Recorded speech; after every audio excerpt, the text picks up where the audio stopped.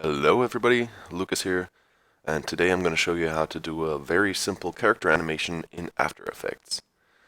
So what you're going to want to do before you start off, you're going to want to go into Photoshop and prepare your character. So in this case here I have this girl here, and you're going to want to separate all the limbs. So what I did a separate layer for the arm, I did a separate layer for the legs, and for the back arm as well. So in the end, we kind of just have like the full body and all the limbs separated on a different layer. When you're done with that in Photoshop, you drag and drop your Photoshop file into After Effects. It's loading a little bit. Okay. And then you're going to want to make sure that your import is set to composition and editable layer styles. If it's set to merge layer styles, you're just going to have one big layer and it's not going to do it.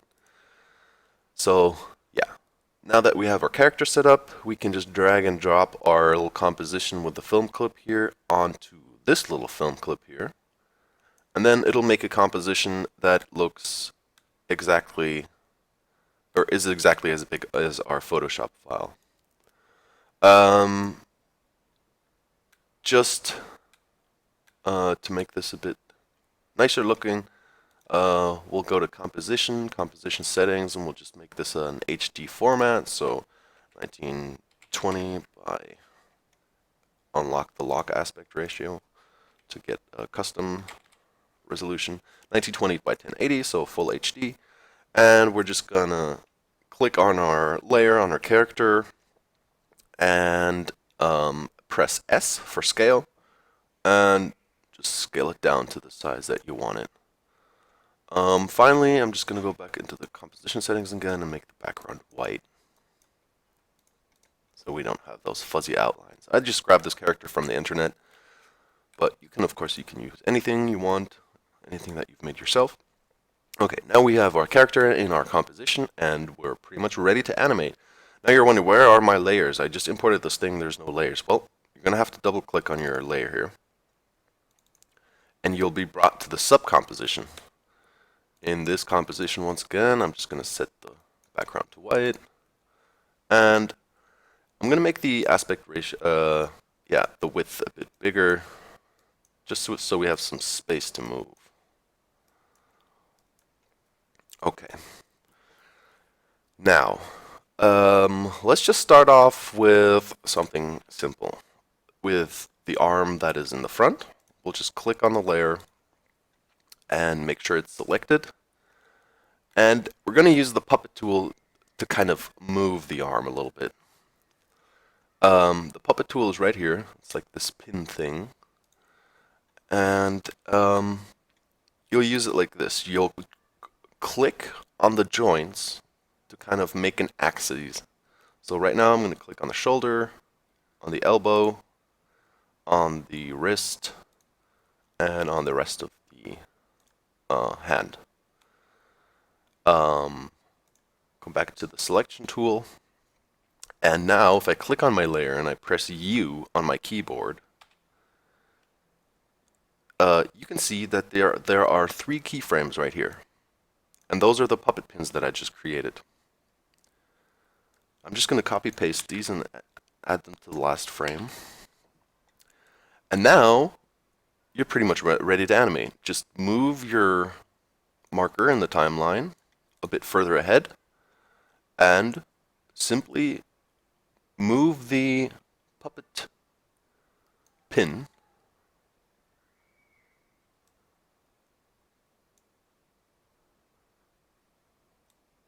and you can see we're already moving here.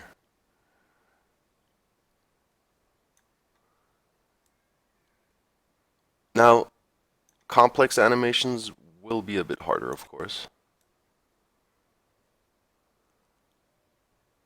And if this is going to be movement that's involving more than like a 90-degree angle kind of shift, like here, I would probably advise you to make the top arm and lower arm as a separate layer as well, so you don't get like these weird bends, but you kind of get the point.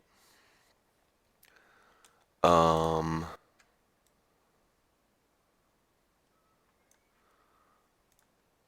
so now you can already see when I press the RAM playback button here, and if I press play, she's going to be moving. Now that looks a bit weird. Um, that's because my keyframe interpolation is kind of set to something, yeah, to auto Bezier, which kind of rounds off the movement. Let's just set it to linear and see what it looks like afterwards. I think the problem here is just that, yeah, you should be separating probably the elbow from the lower arm as well. So let's just stick with the simple movement here. And delete the keyframes that we just made.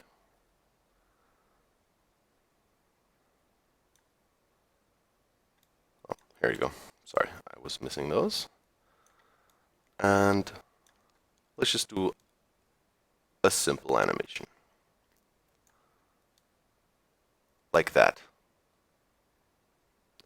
And we can loop that by kind of copy pasting the keyframes that we're making here. And then if you press RAM playback, oh, let's just go to the start of the timeline.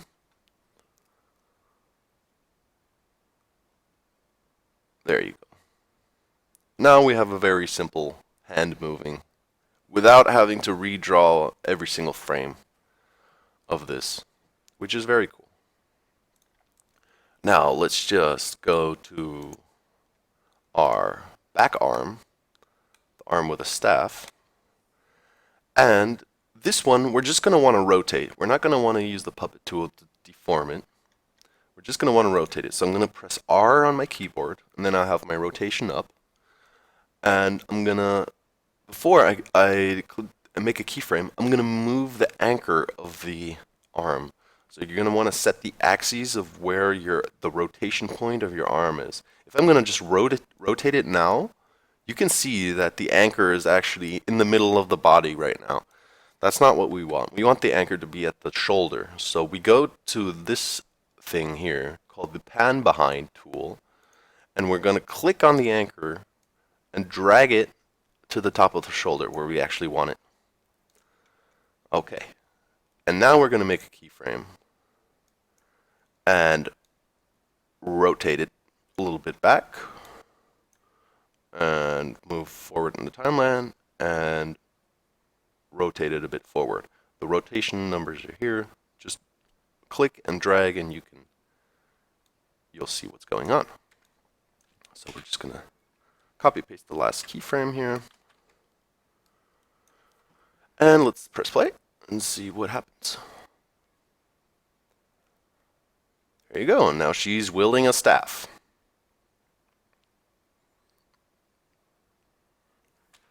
Okay. Let's just quickly copy paste the first keyframes of our hand as well so this loops nicely. So copy paste the first frames to the last frame of your animation, and then your animation will loop nicely.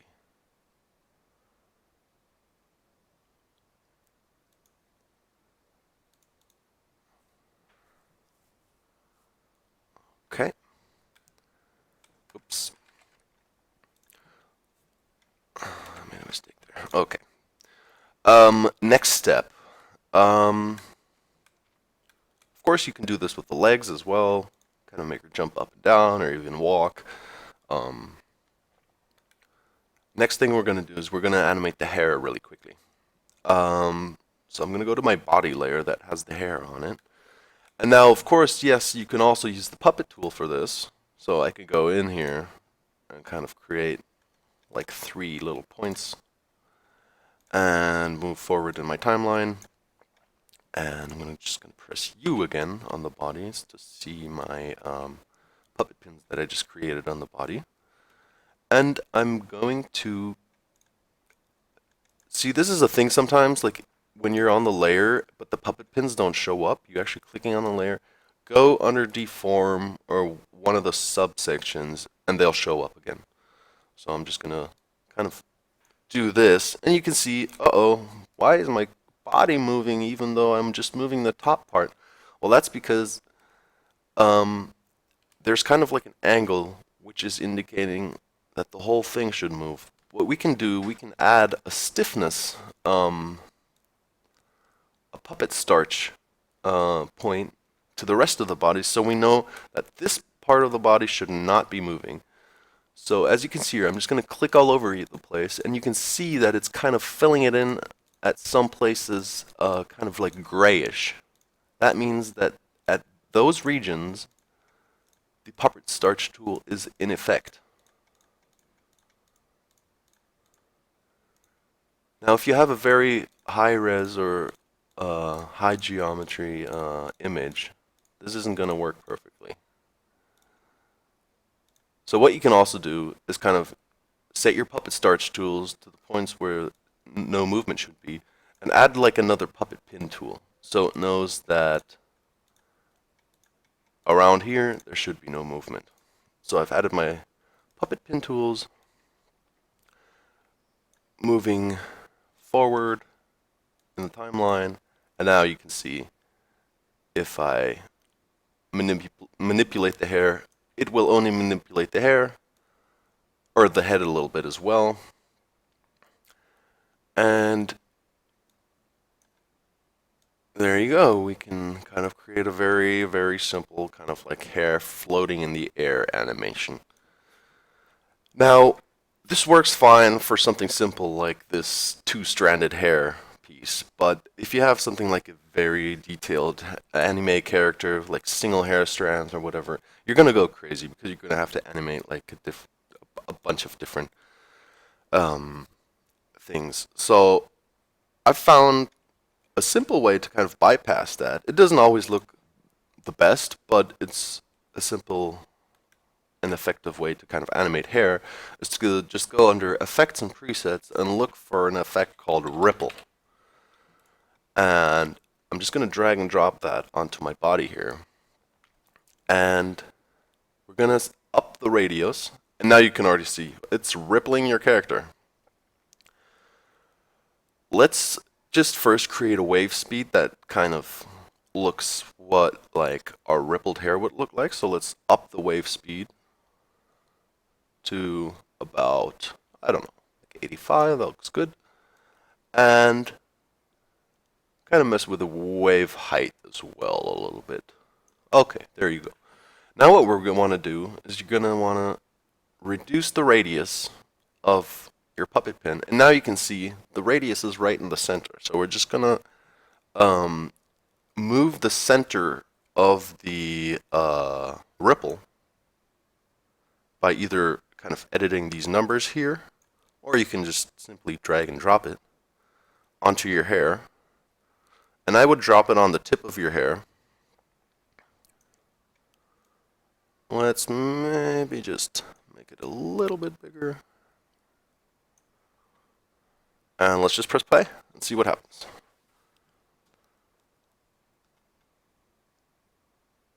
And there you go.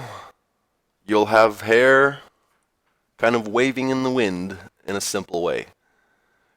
You can move the ripple phase. Right now it looks like the ripple is moving from right to left. Might look more realistic from its left to right.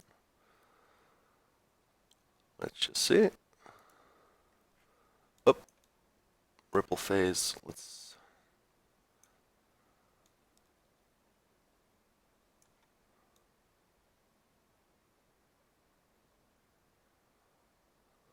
Okay.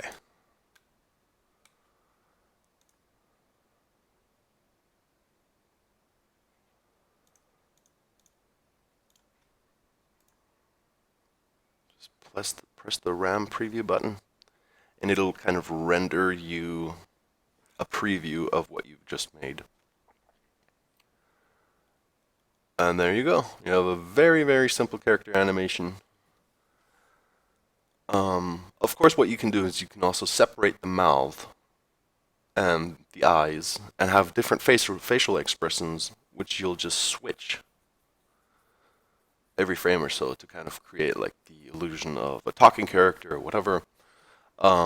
I also have a very cool technique of kind of editing the mouth movement according to the peak volume of the character. So if you're interested in this, I can also do another tutorial on that to kind of animate complex mouth movement automatically without having to do it by hand. So if you have a very, very long dialogue that you want kind of voice-overed by a cartoon character, you can do this easily as well. Okay, well, I hope I could help you out here and teach you the basics of character animation. Let me know if you want any other specific tutorials, and I'll see what I can do. I hope you enjoyed, and thank you very much for watching, and bye-bye.